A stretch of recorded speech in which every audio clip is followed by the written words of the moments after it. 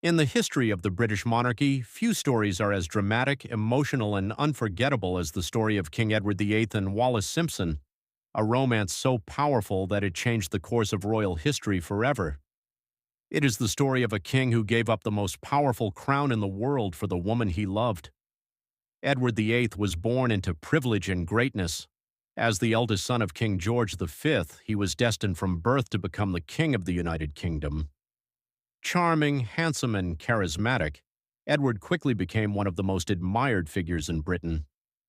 The public loved him for his modern personality and relaxed attitude, which made him different from the traditional royals before him.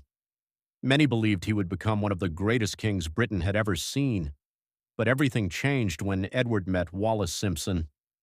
Wallis was an American woman from Baltimore. She was intelligent, stylish, confident, and socially ambitious. Unlike the aristocratic women usually associated with royalty, Wallis had already been married and divorced once, and she was in the process of divorcing her second husband when Edward fell deeply in love with her. In the conservative world of the 1930s British monarchy, this relationship was considered shocking and unacceptable. Despite the criticism surrounding them, Edward's love for Wallis only grew stronger. He admired her wit, her independence, and the comfort he felt in her presence. Wallis, in turn, understood Edward in a way few others did. Their connection became inseparable, and soon the future king was spending most of his time with her. In January 1936, King George V died, and Edward officially became King Edward VIII. The entire nation watched closely as the young king began his reign. However, behind the royal ceremonies and public appearances, a crisis was quietly growing inside the palace walls. Edward wanted to marry Wallis Simpson. For most ordinary people, marriage is a personal choice, but for a British monarch, it was a constitutional matter. As king, Edward was also the supreme governor of the Church of England, which at that time did not allow remarriage after divorce if former spouses were still alive. Since Wallis had two living ex-husbands, the government, the church, and much of the British public strongly opposed the marriage. Prime Minister Stanley Baldwin warned Edward that the people would never accept Wallis as queen. Members of the royal family were equally disturbed. Newspapers in Britain avoided discussing the relationship openly at first, but international media had already turned the romance into a worldwide scandal. Edward found himself trapped between duty and love.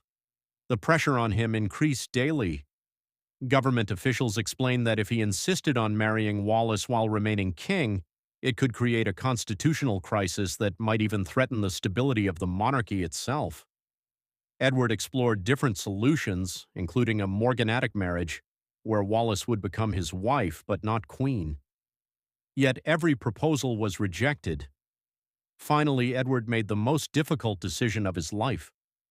On December 10, 1936, after less than a year on the throne, Edward VIII signed the Instrument of Abdication, officially giving up the crown. The following day, he delivered a historic radio speech to the nation. In calm but emotional words, he explained that he could not carry the heavy burden of kingship without the help and support of the woman I love. Those words echoed around the world. No British monarch had ever voluntarily given up the throne for love. His abdication shocked millions of people and instantly became one of the greatest royal scandals in modern history. Edward's younger brother became King George VI, unexpectedly taking the throne and later leading Britain through the difficult years of World War II. After leaving the monarchy, Edward received the title Duke of Windsor. In 1937, he married Wallis Simpson in a private ceremony in France. Although they were finally together, their new life was far from perfect. The royal family never fully accepted Wallis, and the couple spent much of their lives living abroad, mostly in France. Edward and Wallis became international celebrities. They attended glamorous parties, traveled across Europe, and remained one of the most talked-about couples of the 20th century. Yet behind the luxury and fame, there was often loneliness. Edward had sacrificed his kingdom, his position, and much of his family for love. Still, he never publicly expressed regret. For the rest of his life, Edward defended his decision and remained devoted to Wallis. He believed that love was worth more than power, tradition, or a royal title. Whether people saw him as romantic or irresponsible depended on their perspective, but nobody could deny the impact of his choice. Their story continues to fascinate historians, writers, and filmmakers even today because it represents a timeless human CSE Baku.